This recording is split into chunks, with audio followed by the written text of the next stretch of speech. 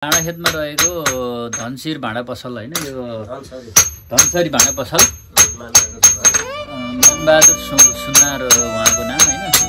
यसरी चाहिँ आँसी अर्चप्नी कोदालो अर्चप्नी पुर्खौली पेसा उहाँको हैन। र म पनि आज यहाँ भिजिट गर्ने मौका पाएकोले मैले पनि यहाँ यसो 2-4 वटा आँसी लिएर आएको थिएँ। यसरी चाहिँ यहाँ पिड्दै हुनुहुन्छ हैन। यस्तो मजाले चाहिँ धार हालेर हैन मिठो तरिकाले चाहिँ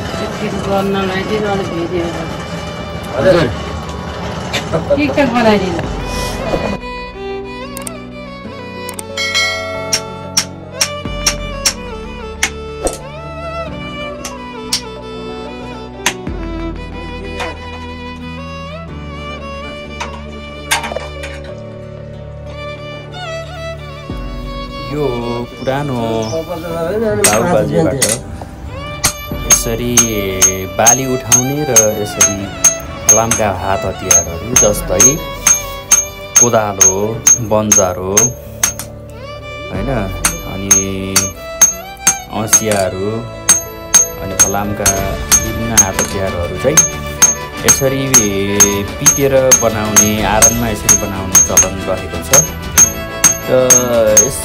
यति बेला म गलकोट हरिचौर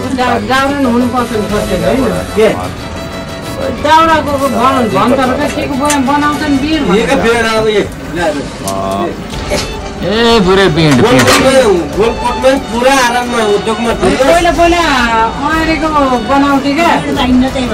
पुरै आरामको उद्योगमा ढुल्नु यो बराबरको कोही पनि छैन। यति धेरै बिँडहरू स्टकमा राख्नु भएको रहेछ है। चट्ट राम्रो। यो के को बिँड हो हजुर? हजुर के को बिँड हो यो? कुन काठको? यो काठहरू त अनेक अनेक थरीको छ हो। 1 नम्बर सेरे अरे गुराँस गन्डने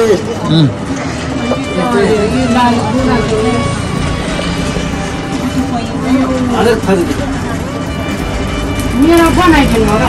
कहाँ बनाउने भयो? यहाँको सकेर यहाँको सकेर भ्याउने एकछिन नाच्यो छ बाहिर गर्नुहोस् न बेन्चीमा त्यही नभए यता बसेर यता बस्नु न भाइ। यता बस्नुहोस्।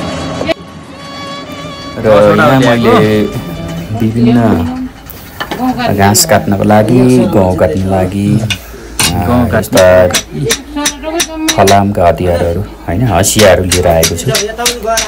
र यहाँ मूल्य रहेको छ पहिलाको चलन चाहिँ अब नगदे बाली भनौँ न हैन गहुँ बाली धान बाली दिएर मकै बाली दिएर यो आँसी अर्चाप्ने चलन थियो भने अहिले हिजोआज एकदम समय परिवर्तनसँगै पैसामा हैन ज्याला दिएर अर्चाप्ने भन्छ हैन। यो धार हाल्ने राम्रोसँग चट्ट काट्न बनाउनको लागि चाहिँ अर्चाप्ने भन्छ यसलाई। अर्चाप्नको लागि ज्याला सिस्टम रहेको छ। अहिले एकदमै लोभ हुन लागेको छ। पहिलाको जस्तो राम्रो जहाँ पाइ उही राम्रोसँग अर्चाप्ने ठाउँ पनि पाइँदैन है। र यसकारण मैले एकदम मन पराएको ठाउँमा आएर अर्चाप्न दिइरहेको छु। उहाँले काम गरिराख्नु भएको छ। यो यतापट्टि साइडमा यत्र औजारहरू रहेको छन् बनाउनको लागि। उतापट्टि एक हातले मेसिन छ हैन। मेसिनको काम के हो? फुकेर त कोइलालाई एकदम बोल्छ। त्यसमा कोइलामा आँसी राखेर रातो बनाएपछि यो पिट्नको लागि सजिलो हुन्छ, यो कनौलो हुन्छ भनेर चाहिँ उहाँको एउटा यस्तो आइडिया रहेको छ।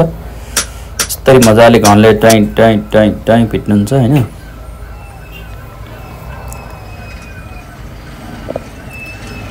यहाँ यसरी मजाले कोइला उतापट्टि घुमाउने छ कडा बनाएर पहिला घुमाउने युज गर्नु त कि फुकेर पिट्ने यो घुमाउने प्रयोग गर्न स्टेप बाइ स्टेप काम भइरहेको छ।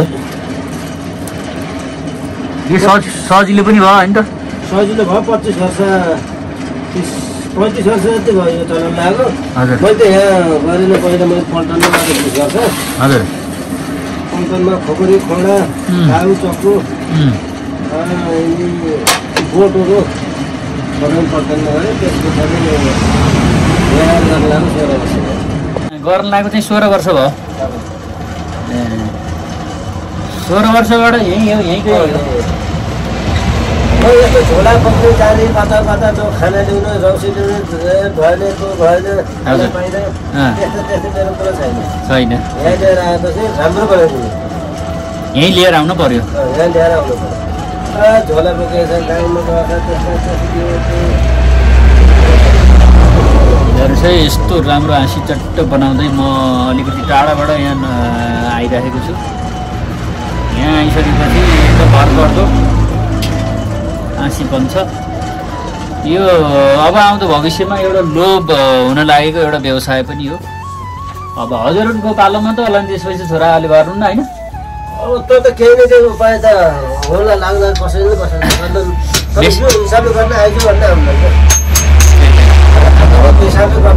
सिक्नु पर्यो। एउटा मेसिनरी कुनै एउटा सिस्टम आउला, तर यसरी चाहिँ कसैले गर्ला जस्तो लाग्दैन होइन। तपाईँले जस्तो किसिमले तरकारी बनायो नुन भइ हुन्छ नि त्यही चाल जस्तो किसिमले बनायो नि चप्प पाइन राम्रो मिलाएर हाल्छ भने त्यसले खार मोटो भएको काट्छ।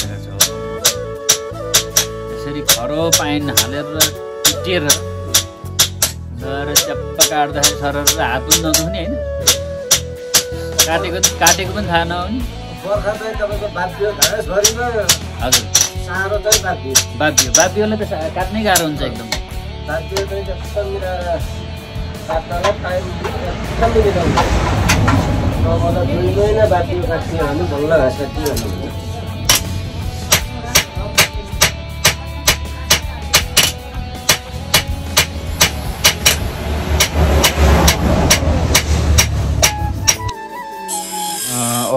कोइलामा तताएर पिटिसकेपछि अब यो आधुनिक तरिका पहिला यस्तो मेसिनहरू हुने थिएन होइन। अहिले चाहिँ नयाँ सिस्टम होइन, आधुनिक जमाना भनौँ या समय आएसँगै परिवर्तन भएसँगै एउटा नयाँ मेसिन आएको छ। यसले एकदम धार निकाल्छ होइन। मस्त यसरी आँसीलाई चाहिँ धार तलमाथि भएको चाहिँ त्यो फलामलाई मस्त धार निकाल्न मद्दत गर्दछ।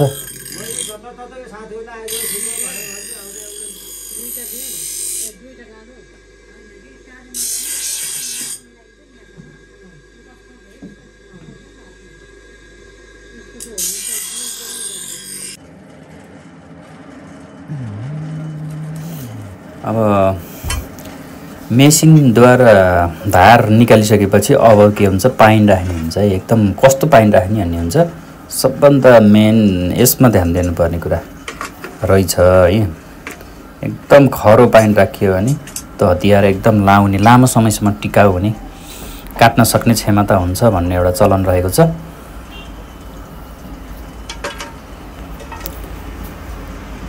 यसरी यो पाइन हाल्ने भन्ने यस्तो रहेछ। एकदम मजाले यसरी तताउने अनि त तातो पाइनलाई अब कुन लाइनमा हाल्ने हो ट्याक्क त्यो एउटा होला नि सिस्टम। त्यसरी गरिन्छ। कुटुलाई अरे हजुर यो के लगाएको नि हो पानी? पाइन भन्छ ए यो पाइन हो बल्ल। हजुर रेड लाम त टाइम लाग्दैन।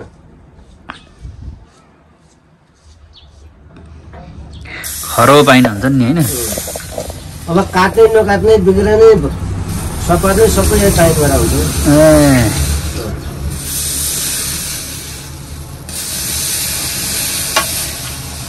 मोटो धार भए पनि छड्के काट्न पर्ने।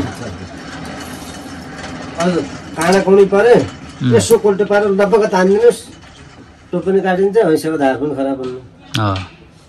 पातलो बनाएको छ गइहाल्यो। त्यही त काट्न पनि जान्न पर्ने छ।